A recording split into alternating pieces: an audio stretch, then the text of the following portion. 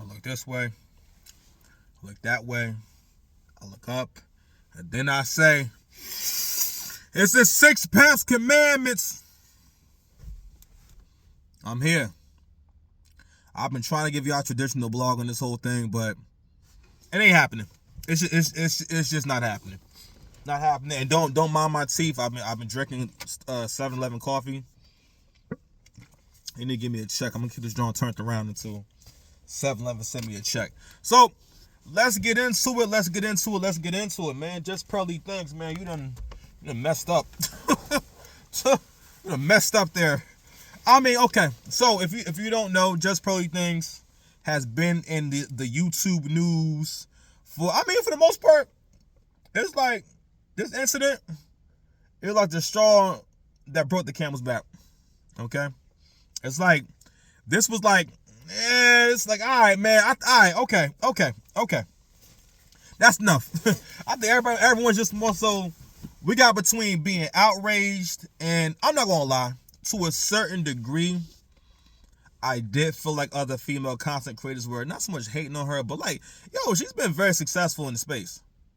And it's not necessarily a black space, but I'm not gonna lie, when we see a consistent thing, you know what? People who have had the criticism about there consistently being black panelists on her show.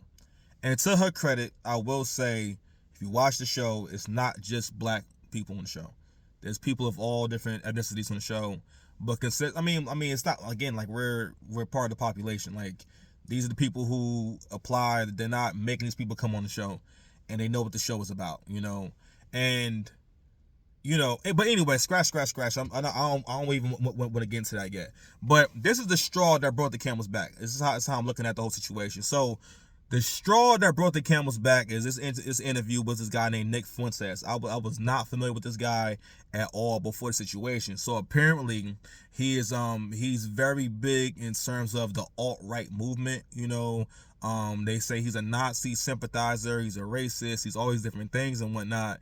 And and he actually was, I think he was deplatformed, and he got a lot of, he's a very controversial dude. I heard that he actually has his bank account taken from him. I'm not even sure how that happens. Like, he was put on a no-fly list. It's just a lot of weird stuff. I don't know. There's a lot of stuff, And Pearl interviews him. Now, of course, we know why she interviewed him. She interviewed him because she wanted the clicks and the likes. Now mind you, like, since this isn't the first person she had on there that was a controversial figure, and maybe had been deplatformed on social media, when she had Andrew Tate on there. Now, Andrew Tate, that's a little bit different. Andrew Tate wasn't doing hate speech, okay? Because the thing about what Andrew Tate is talking about, it had nothing to do with violence, or taking away anyone's rights, or anything, or any content that violated or was meant to be offensive to a group. For the most part, Andrew Tate, don't get me wrong, he may have been involved in some questionable things, but as far as his message though, his message is more so about being a good man and being a man, and how all this stuff actually works. And it's just to the point now where we're so backwards in society, because it's getting to a point now where everyone's saying this don't work. This whole situation where men are not in charge, and the men are not, because you gotta realize, when men are not in charge, he's not in a man's place. That means he's not activated. That means he's not as vigilant. That means he's not protecting. That means he's not providing. That means he's not really giving 4Ps. Which is his protection, his procreation, provision, and problem solving. You know what I mean? Like, men need to be in a leadership role in order to do that, whether it's minor or macro, okay? And we're all seeing that this stuff doesn't work. So someone like Andrew Tate coming along, the reason why all this content is resonating so much is because a lot of us feel like this is where we're at now, and it needs to go back to how it was, so everyone can be happy. People are more unhappy than they've ever been. Okay, we're seeing more violent acts play out. We're seeing people, being unalived online, live online more than ever. We're seeing school attacks, you know what I mean, more than ever. One just happened yesterday. We're just seeing this stuff happen more than ever, and that's because again, the world is suffering, and a lot of people now. Everyone may have their own individual problems, but what does not help everything is we need the family. We need the nuclear family. People need to feel like they belong somewhere, or there's hope, or you know what I mean? Because again, we got a lot of young men out here who it's like they have given up hope on having a family. They can't look forward to having a family, you know, and that's a whole different conversation. And so I think that's why people like Andrew Tate, people like Just Pearly things, Kevin Samuels before he passed away, you know, I think things were just coming to a head to a point where people start saying, I want real solutions, and I want to have a real conversation. Crimson Cure, shout out to her channel, made a good point about the thing about Just Pearly's content. Also, was that Just Pearly things content that didn't necessarily really specify on solutions. So it's like everything that's going on, it's not really outright, right? I mean, it's not super obvious, but at the same time, it's like we're starting to putting it all together. So let's go back to the Nick Fuentes interview. During the Nick Fuentes interview, right? Now, mind you, the clip that went viral, or the clip that everyone's talking about, initially, I didn't have strong feelings about it. I thought it was a little bit distasteful to say this on camera. You're not by yourself. You're not behind closed doors. And you know, she was basically talking about colored people's time, right? And she was talking about, you know, I think Nick made a joke about being late. He said, "Oh, the only reason I was here today was early was because I thought the interview was for earlier time. That's why I was here so early. I was only reason I'm on time." You know, and then Pearl makes a joke about Blessing, who's the one of the producers on the show, and you know, and she at one point she made reference to my Africans and da da da. It's like a lot of talk. Now, mind you, if you ever been around white people who'll be around a lot of black people, you'll start seeing little turns of phrase.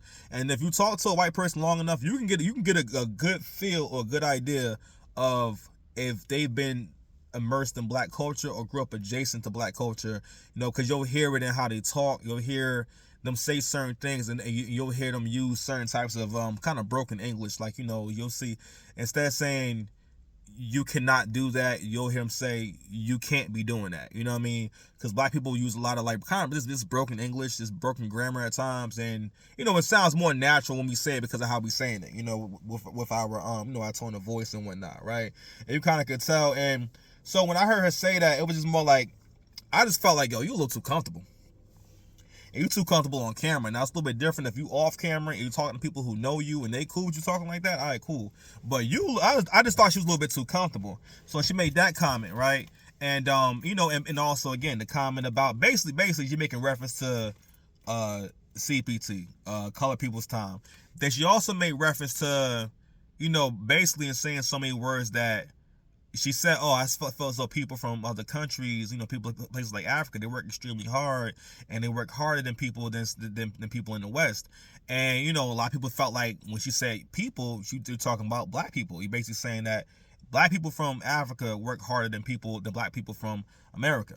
All right, and you know, again, she didn't use the word black people, but it's like, again, we start looking at other things you've said and done, and we put it all together. It's like, I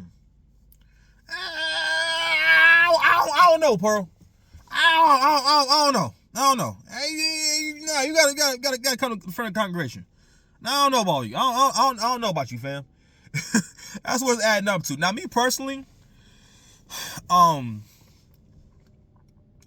just look at it as also, listen, this is a cultural thing, all right? In terms of how white folks are, I look at it as, listen, like, I'm not naive to how people talk behind closed doors. I'm not naive to how people are always going to lean towards what their culture is, how they was raised, and what benefits them the most, right? So I think more than anything, when we start putting together these past videos, you know, and past things that she kind of not really went viral for, but it was a problematic conversation. Like, for whatever reason, now there was an episode where, now mind, and this is, and I shout out the Crimson Cure again. She aired this clip and broke this down, and it was a clip where, in so many words, Pearl was saying that slavery wasn't that bad. I'm sorry. They also brought the conversation about slavery in the Nick Fuentes interview as well. Sorry, Fuentes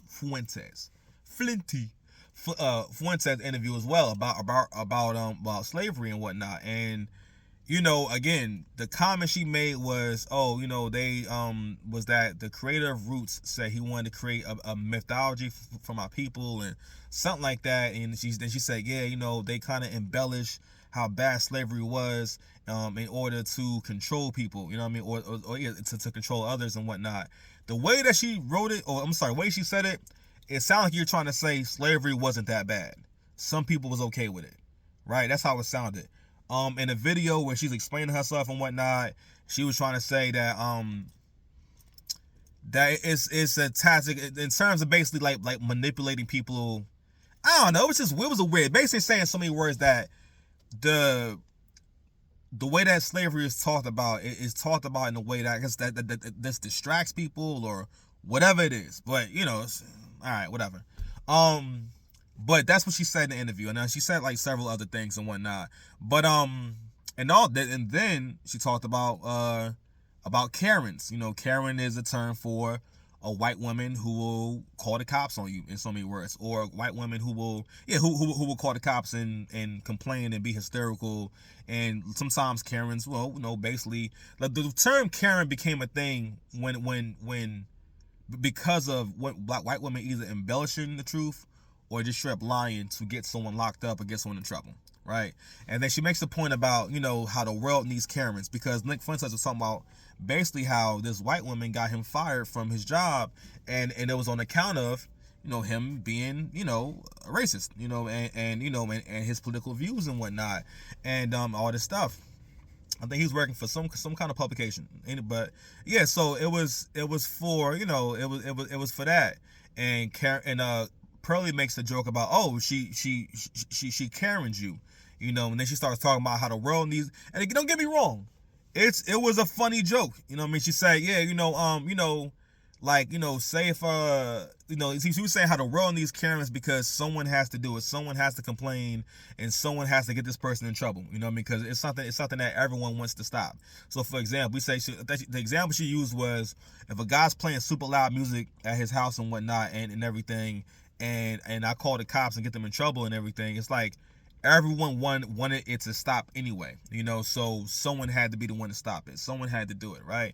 So that was her whole. But mind you, she said it in a real lighthearted way, but also in terms of like real life and whatnot, I do have to say though, and I'm sorry, Crimson Cure brought up this point too about, on the flip side of being a Karen, women who are these quote unquote Karens also ruin men's lives, because they'll lie for the sake of either making themselves look good, for the sake of being vindictive. It could be any reason. I mean, like rest in peace Emmett Till. Gonna find out all these years later that this woman on her deathbed said, hey, that actually never happened. It was a video I saw the other day where a biracial woman, on her mother's deathbed, she admitted that, hey, your father never SA'd me. He never attacked me in that way. I just was so embarrassed. I didn't know how to explain it, or explain that I was pregnant by a black man, that I just said that that he SA'd me, but that never actually happened. And this woman said, I was robbed of getting to know that side of my family and getting to know who I am all these years over a lie.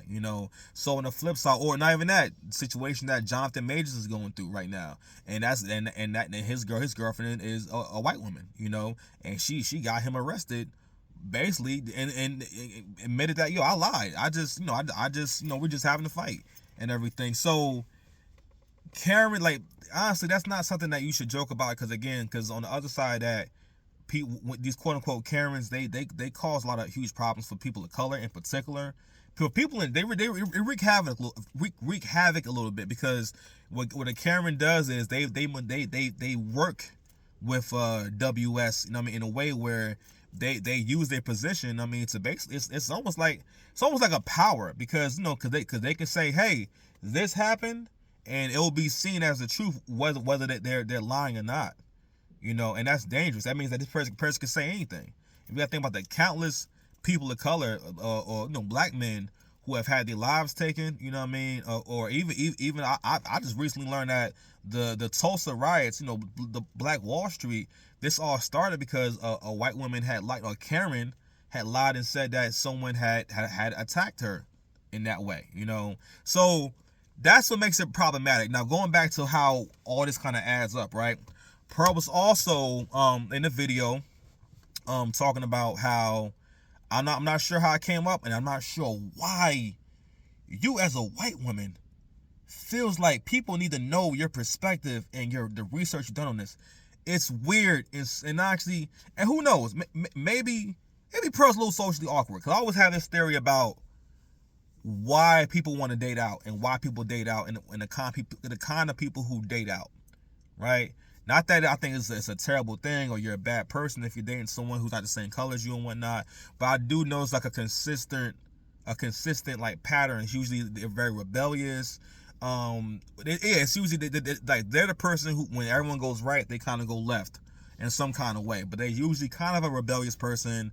They're usually somebody who just don't know when to stop. I don't know how to put it, but they're usually problematic on some level or awkward on some level. Okay.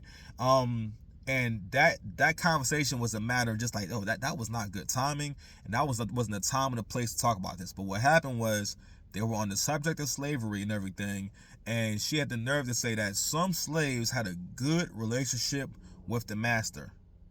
I think they was talking about George Washington and whatnot. I believe that was the person they was talking about, and she made a point to say, hey, it wasn't as simple as you can get rid of your slaves, because some people would inherit their slaves, and if they got rid of them, they wouldn't have anywhere to go. And again, if that's true, all right, whatever. But you got to realize it's really weird for a 6 foot ginger, to be talking about slavery to a room with black folks in it. It's one thing if like we were debating that and whatnot, but it's like, as people of color, like, we're peaceful. We don't really want to fight or have problems. That's one of the reasons why certain things she's done, I'm not going to say it's been excused necessarily, but we don't look to have a problem with people if we don't have to, for the most part. Like situations like this really proves that we're very peaceful and very tolerant, and very loving and everything, and very forgiving. Okay? Because again, listen, I never look at someone who's not black. I don't see them as an enemy or as an op or nothing like that. You know what I mean? But at the same time, I don't expect them to sympathize or understand or be on the same page as me about things that concern black people, because they wouldn't relate to it. I don't feel that way about other groups of people. I can sympathize I'm on the outside. I'm not genuinely involved. I may have empathy or sympathy for the challenges of others, but I'm not in that group, so how can I really be that invested? Because that would be a lie. Like, I would be lying to you if I'm telling you that I'm invested in what's going on overseas and situations like that. I hope the best for those people. I hope that everything works out for those people. But again, that's not realistic. And the same thing especially given our history with white folks. I don't think that all white folks have issues with us and they all mean us ill intent and whatnot, but at the same time, I don't have that expectation. Like, especially when I see a white person in a space where it's some money being made. I always recognize, and so I think everyone always recognize, hey, she getting to her bag. But there was that instance too. So that was one, and even then, like, that wasn't. It's like, why did you feel as though you had to say that? And I think, I saw it was more so weird and inappropriate, but I didn't have super strong feelings, because I more so know of her. I don't think no one really watches her content religiously, because it's like, well, if you've seen one panel, you've seen them all. Recently, she had a superstar panel on there. She had Maggie, the substitute teacher. She had MTR. Mediocre tutorials and reviews. She had Melanie King, and it was lit. I ain't gonna hold you. It was lit. There was a really probably some of the best episodes she's had in a long time, and her episode that had Brittany Ritter and Andrew Tate, but goodness gracious, now me looking back at that, I'm like, the times when she had, like, I won't say star power, but the biggest episodes, that featured, black content creators, and she has been known for collaborating with black content creators a lot in the space, and we've been very, very welcoming towards her and whatnot, because again, you do kind of she's managed to kind of maintain a certain amount of innocence until now. Another instance in terms of this whole conversation is someone found the video, where she's making a video with I guess a black friend, and she basically was talking about, it was a conversation about another conversation about slavery, and she was talking about how other slaves that were freed owned slaves and whatnot, and this man who not so much dedicated his life, but spent a lot of time studying this stuff and finding this stuff out. And again, it's like, you are a white woman. Why are you talking about this? And why are you talking about it online? It's weird. So we put these things together. Again, like, and I'm like, you're asking yourself, what's your motivation for feeling as though that you have to let us know these things? And then it dawns on everyone that, hold on, are you a racist? You know what I mean? Because like any white person that has the balls to really even mention slavery, a lot of the times, I mean, like, those are WS talking points, because I don't want to keep saying that word on the channel, but those are WS talk. Any talking point about that tries to diminish or downplay the effects of slavery and whatnot. That's, first of all, like I said before, it's not your place. It's just not your place. Okay. Also, but just in general, TV, even something like Roots, that does not capture how bad it was. Okay. These people were under bondage. All right. These people were under the ownership of someone else who controlled their every move in life. Okay. And these people owned them in every way. They didn't just have them work from sun up to sundown. Okay. That mean they owned their bodies. They would take their kids. They would breed slaves. Okay. The master and the mistress, would do whatever they want with these slaves' bodies. If the master decides that, he needed teeth, he can come take the teeth out your mouth and put them in his mouth because he needs teeth. Could you imagine someone telling you, hey, stay still, I'm going to break the teeth out your mouth because I need some teeth. Okay. I think the term bed wench comes from when the babies, when the mistress and master's kids would sleep at night, they would have the house slaves or the female house slave watch that baby at nighttime, sit up and watch that baby at nighttime in case they woke up. You know what I mean? Like, all types of stuff, even how they was fed. Like, we eat organ meat to this day. We eat pig intestines because that was a part of the pig that the master didn't want. Okay, that's how we can eat organ meat, or just chitlins in general, because that's how that came to be. So and again, the auctions, the beatings, the mutilations, cutting the man's Johnson off and stuff like that. All these things, this went on for hundreds of years. This isn't like, it wasn't like a brief time. It went on for a long time, and we're still feeling the after effects. So when you say these things, right, I'm like, yo, like, you sound like, a daughter of the Confederacy a little bit, because it's like, what's your dog in this fight? So I wanted to chime in on that, in terms of what's going on with that. But in terms of moving forward, now mind you, another part of the conversation was people also talking about how when white people will come into a black space first, or use black people to build themselves up, and then they will pivot away from that audience. Everyone's talking about this pivot, and they're saying the same thing about Adam 22, about how Adam 22, he's built himself up off of black culture, off of the contributions of black people. Because we look at his show, it's a lot of black people working there, or a lot of people from hip hop that are working with him and whatnot, and a lot of his guests they come from that realm.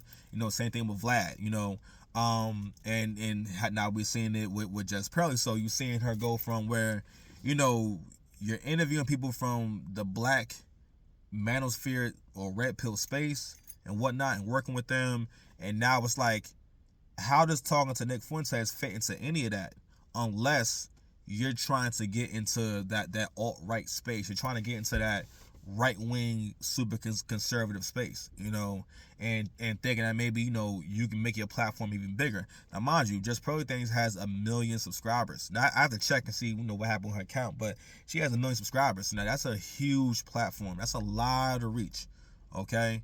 And, I don't know, man, like, I mean, I'm not surprised. I watched the video with Shed Sade. I'm sorry, I hope I'm not saying your name wrong, but I watched some of her video and whatnot, and it's like, yeah, I mean, I'm not surprised. I'm not shocked. I never was super invested in the girl to begin with. I never felt like, you know, this is like our ally. 'Cause again, like, but at the same time, you know, I also didn't see her as any kind of threat. I didn't see her as, one of the ops. But when we put all this together, it's like, man, it's hard for you to convince us that, you know, that you're not suspect, you know, that you're not, and I hate to call people racist, but it's like, I don't know, you know. I saw, and another part of the conversation is, we got a lot of black folks that are coming out to defend Just Pearly Things. I feel as though she should defend herself. She needs to find her own way to get redemption, and also we need more of an apology. The apology I seen was more like, oh man, oh my God, I screwed up, you know, sorry, oh my God, you know, I don't know what I was thinking, I'm like, yo, just keep it in 100. Just be honest. I interviewed that man for clicks and views and everything, and it went left. And it just no, she took the video down, and it's like, and now we're having a conversation about safeguarding and gatekeeping these conversations and whatnot. Now, mind you, her show is not about black people. When I watch it, I don't see a show about black people, but what I will say is this, though, and I'm going to close out in a few minutes.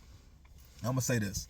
So, again, I don't know, again, like, she's played the game really smart, because Pearl's managed to maintain a certain level of innocence, because she toes the line between where you'll say, I don't know about you. You know what I mean? It's like, it's more like, something's not, you know, but she has made a trend. This is a ongoing trend where she has conversations with black women, right? And these are all conversations that will lead a black woman to get on camera and humiliate herself. Now, but at the same time, this is happening on all spaces. But you have to know how it looks for a white girl to be doing this. Okay? You gotta know how it looks for a white girl to be doing this, okay? It doesn't look good. So I'm uploading a video on my channel now about my journey with her content and everything, in terms of like first time I seen her, when I first started watching her and whatnot. Cause most of the things, like, she doesn't really have like unique ideas. A lot of it is pretty much just pretty much logic. She kind of just goes with the talking points for the manosphere, specifically Kevin Samuels, you know, and the talking points that he would use, and kind of what you hear a lot of men saying in the red pill space. But the thing about her saying these things is that it's not really opinion. A lot of it is facts. Like, she uses pretty much the facts to make an argument, but she doesn't really have unique arguments though, or a unique stance on things, or her own package material where she packaged this in terms of her own creativity. I'll also say that. But one of the first videos I seen was this black woman, you know, who was like, you know, very, very average, you know, very average looking and everything. And, you know, I guess the girl got a good job. I mean, she said the girl sells glitter or something like that, or she sells something. But obviously, you know, as you can see in the video and whatnot, her apartment looks really nice. And she said, yeah, bro, you know, like you seen where I live at, like, you got to make X amount of dollars, like, just live in here and whatnot. And the whole conversation, you know, well, the focus of the conversation was, well, for one, the young lady just had a lot of really outlandish things. Now, mind you, this is a very average looking girl, and she, you know, the things she's saying represent the delusional modern woman who thinks that she can wish her way into the top % of women, or that by being ambitious and by wanting something that is justified because you want it is justified. Meaning that, you know, so for example, the girl said, oh well, my engagement ring. Well, no, I think she was talking about the guy. She was talking about a guy. I think Pearl might have asked at one point, would you marry a guy who, you know, he's hardworking, he may be an entrepreneur, but he's making $48,000 a year? And she said, oh no, because he wouldn't be able to afford my engagement ring. He's like, your engagement ring, and the black girl says, oh yeah, because my engagement ring is gonna be $200K. You know, it's gonna be $200,000. And there's always different things. At one point, she made a point about, yeah, it's not about the money. It's about the fact that you can afford that and you can do that and everything. But you have to, you know. At one point the girl talks about, oh well, you know, listen, it's okay if you can find a man that's okay with maintaining you. The stuff this girl's talking about in this video is ridiculous on so many different levels. Even if you are a beautiful woman, you're not entitled to any of that kind of stuff. A lot of beautiful women never experience anything like that. They never experience any kind of luxury. Okay, that's some top 1% of women type stuff. It's not something that you know. And again, you need to be really attractive to even be in the room, because those kind of men want really attractive women. They don't want average looking women. That's never been the case. That's never going to be the case. Guys who are high earning want attractive women on their arm. They're not going to qualify you to be with them just because, you know, you make good money. You make good money, that's great. You know, the girl also talked about oh yeah, and also the girl kind of, she exposed herself several times. I don't want to get into too many different things because I'm still going to do another video on my channel about all this stuff. But I wanted to do one on the phone to make sure that I did one and everything. So anyway, so the girl also talks about this pretty much that manifesting talk, and it's very dangerous. Okay, like I always say, that the book The Secret should be banned and taken off all shelves, and it should have been banned from the nation, because it's probably one of the worst ideas that's been put in the heads of people, is thinking that you can get something without doing anything, and you can get things that you don't actually deserve, and that you shouldn't be getting. Telling someone that they can manifest the way that, and again, this also speaks to like how your character, your upbringing, and who you are, how that affects how you take in information. Because a lot of people take manifesting as, oh, basically, if I want it bad enough and I can make a vision board for it, and I'm just confident it's going to happen. And I got mind, I'm not calling the girl ugly, nothing like that, but that girl is average looking at best, and like her body wasn't even nice, and you're also a little bit overweight for your size, you know. And you're talking about top 1% men. At one point she says, yeah, so, but you know, but these things are possible if you're dating a guy that's in the industry, a guy that does concerts, a concert promoter, someone like, say if I was dating G-Eazy wouldn't date you. How was that a good example? Okay, like that's like,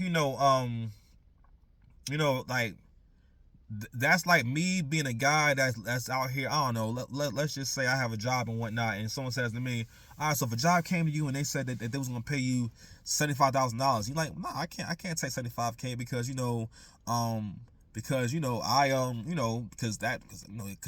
wouldn't be able to afford like my salary and whatnot, you know. And I say, yeah, because like places like Google and stuff like that, these guys are getting like $200K, you know what I mean? Or if I'm working somewhere, if I'm the CEO of Home Depot, you know, these guys are getting millions of dollars a year. Now mind you, I am a college dropout, you know, and I have been a substitute teacher for however long, and I'm talking about working somewhere that I don't even qualify to work at. I'm talking about just things that I'm not even qualified for. You would think I was crazy, you know, but hold on, y'all.